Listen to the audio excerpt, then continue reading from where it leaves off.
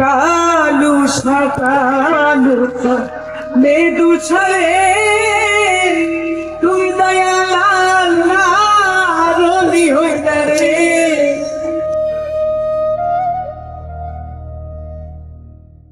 ওনার দুইটা স্ত্রী ছিল, নৌকার মধ্যে উনি আবাদত করতে গেছিল, ওনারা গেছে। তখন ছোট বউ বলতেছে কি, কোন মাসে বিয়া বসলাম, একটা গয়না বানিয়ে দেয় না। ওরে বাবাই তো আত্মাত্রি জগতের ক্ষমতা ছিল, মনের কথা শুনছে। পরে মাটি তুলে স্বর্ণ বানিয়ে কয় দেখেছো কি বানাইবে, কয় রুলি বানামু, হার বানামু। কয় ঠিক আছে। জমিদারে কালুরে জব করব বলি দিব। তখন জমিদারে মাই কইছিল যে কারে তুই বলি দে। কয় কে? কয় আমি তো দেখতে স্মরণ মহাদেব পয়সা খারাপ হয়েছে, তুই কারে বলি দিবে স্যার, তাড়াতাড়ি তার কাছে মাপ নেই। তখন ওই যে জমিদারে মাপ চা নিয়ে তার কাছে মরিতেছিল। আমার পিছনে এখন যে মাজারটি আপনারা দেখতে পাচ্ছেন, এটি হচ্ছে সৈয়দ কালো শাহর মাজার। আর এই মাজারকে কেন্দ্র করে কিন্তু সোশ্যাল মিডিয়াতে অনেক মিথ্যা প্রচারণা ছড়ানো হয়েছে। আমরা সত্যটা উন্মোচন করার চেষ্টা করব। সৈয়দ কালো শাহর যে বংশধর যারা এই বাড়িতে বসবাস করে, তাদের সাথে কথা বলবো এবং সত্যটা আমরা তুলে ধরবো।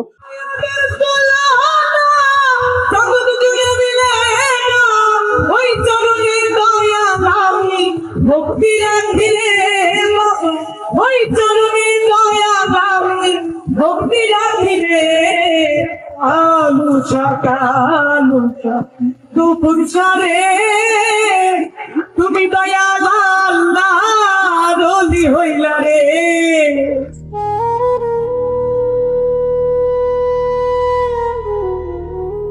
বাংলাদেশের এক প্রান্তগ্রামে রয়েছে এমন একটি মাজার, যেখানে প্রতিদিন দূর দূরান্ত থেকে মানুষ ছুটে আসেন, কেউ মানত নিয়ে, কেউ দোয়া করতে, আবার কেউ জানতে চান কে ছিলেন এই সৈয়দ কালো শাহ ফকির, কেন তার নাম আজও মানুষের মুখে মুখে, তার জীবনের পিছনে কি শুধুই ইতিহাস নাকি লোকমুখে প্রচলিত নানা রহস্য রয়েছে। আজকের এই ভিডিওতে আমরা ঘুরে দেখব সৈয়দ কালো শাহ ফকিরের মাজারের পুরো এলাকা, জানবো তার জীবন সম্পর্কে প্রচলিত তথ্য, স্থানীয় মানুষের মুখে শোনা স্মৃতি এবং মাজারকে ঘিরে কিভাবে গড়ে উঠেছে মানুষের বিশ্বাস ও শ্রদ্ধা। পাশাপাশি দেখব মাজারের বর্তমান পরিবেশ।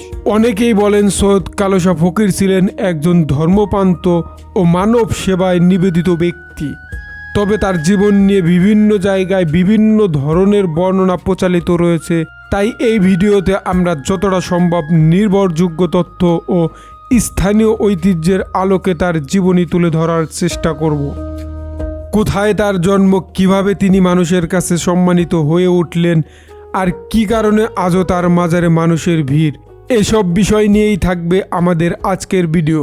ভিডিওর শেষ পর্যন্ত আমাদের সঙ্গেই থাকবেন, কারণ শুধু মাজার দেখানো নয়, আমরা জানানোর চেষ্টা করব এই স্থানটির ইতিহাস, স্থানীয় মানুষের অনুভূতি এবং সাংস্কৃতিক গল্প।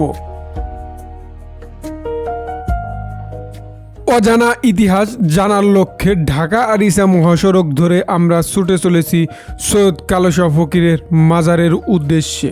গোলরা নামক বাসস্ট্যান্ড থেকে আমরা ডান দিক দিয়ে চলে যাব সাটুরাগামী রাস্তায়, আর সাটুরা বাজারের পরপরই সৈয়দ কালো শাহ ফকিরের মাজারের অবস্থান। গ্রামের আঁকাবাঁকা রাস্তা ও বর্ষার প্রকৃতি উপভোগ করতে করতে আমরা খুব সহজেই চলে আসলাম সাটুরা বাজার ক্রস করে সৈয়দ কালো শাহ ফকিরের মাজারে।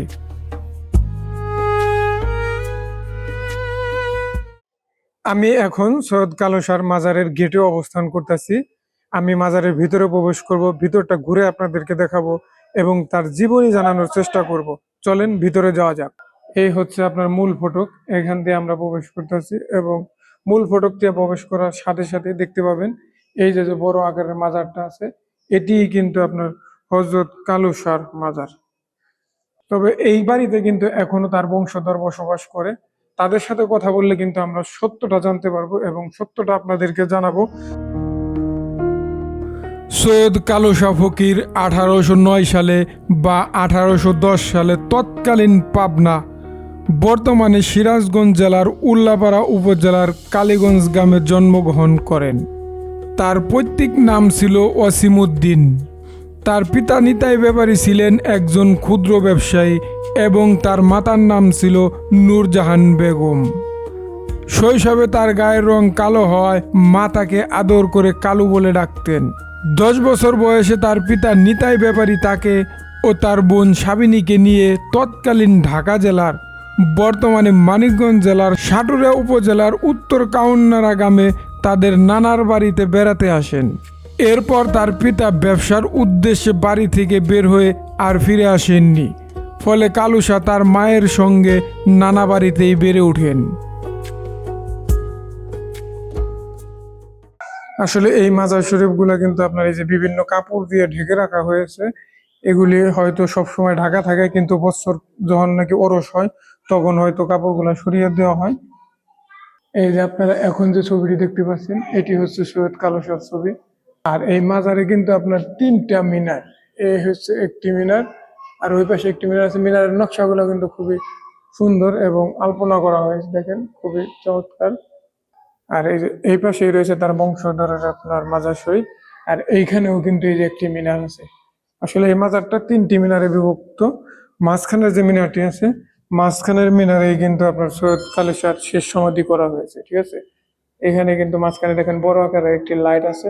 লাইটের উপরে কিন্তু আপনার পাথর দিয়ে বা কাঁচের পাথর দিয়ে আপনার একটা ফুলদানির মতো ঝুলিয়ে রাখা হয়েছে। ওই জিনিসটাও কিন্তু অনেক সুন্দর। শৈশব থেকেই তিনি আধ্যাত্মিক চিন্তায় মগ্ন থাকতেন। পরবর্তী জীবনে তিনি মারফতি, মুর্শিদি ও দেহতত্ত্বের মতো আধ্যাত্মিক সাধনায় আত্মনিয়োগ করেন। তিনি নিজেই সুর করে মরমী গান গাইতেন এবং ঈশ্বরের সন্ধানে আজীবন সাধনা করে গেছেন। সৈয়দ কালুসা ফকির 1906 সালে মৃত্যুবরণ করেন।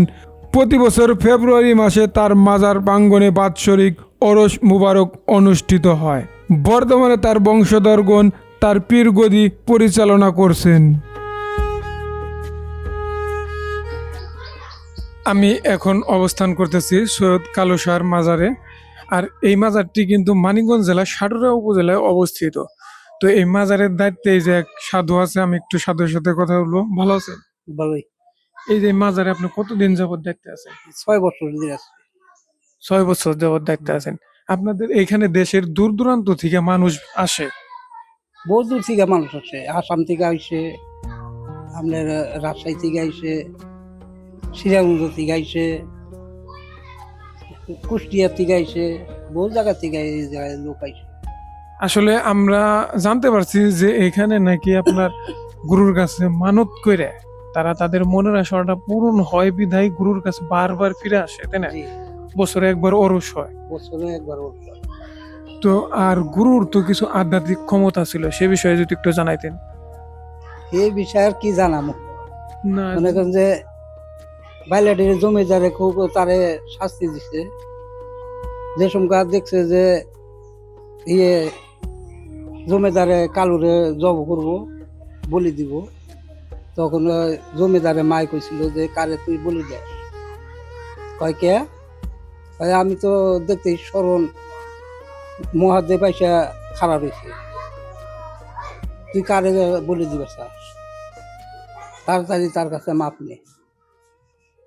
তখন ওই যে জমিদারে মাপ চার নিয়ে তার কাছে মরিতে ছিল, বায়াত গ্রহণ করছিল। বাইর করে।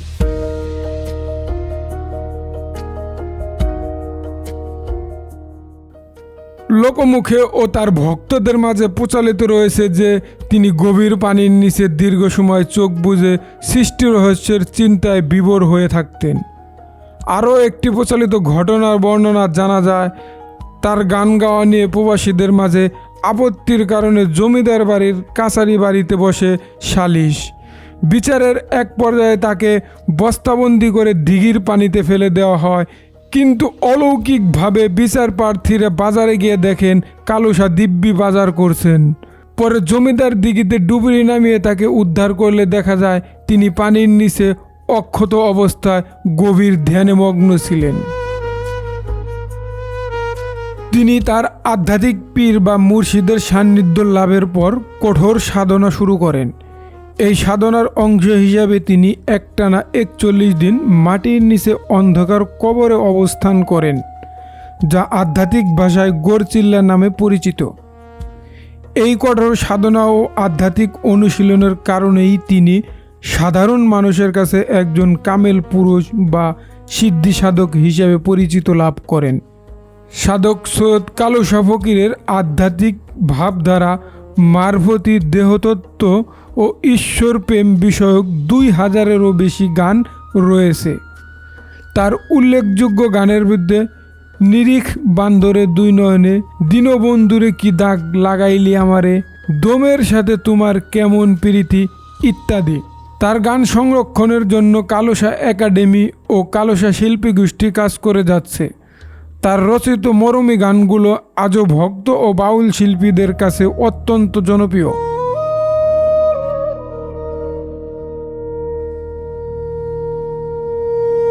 সৈয়দ কালু শাহ ফকিরের জীবনী শুনে আপনার কি মনে হলো সেটি আপনি কমেন্ট করে জানাবেন। একজন মানুষ কিভাবে মাটির নিচে 41 দিন থাকতে পারে অথবা পানির নিচে কিভাবে দীর্ঘ সময় ধরে সাধনা করতে পারে। আমরা কিন্তু যেসব তথ্য তুলে ধরেছি সবই কথিত কথা। ভিডিওটি কেমন লাগলো সেটি কমেন্ট করে জানাবেন। পরবর্তী ভিডিও নিয়ে খুব শীঘ্রই দেখা হবে। সে পর্যন্ত সবাই ভালো থাকবেন, সুস্থ থাকবেন। আসসালামু আলাইকুম।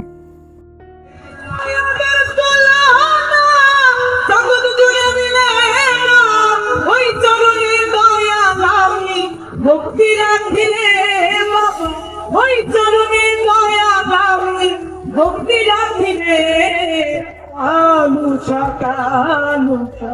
দুপুর সারে তুমি দয়া আল্লাহ রলি হইলা রে।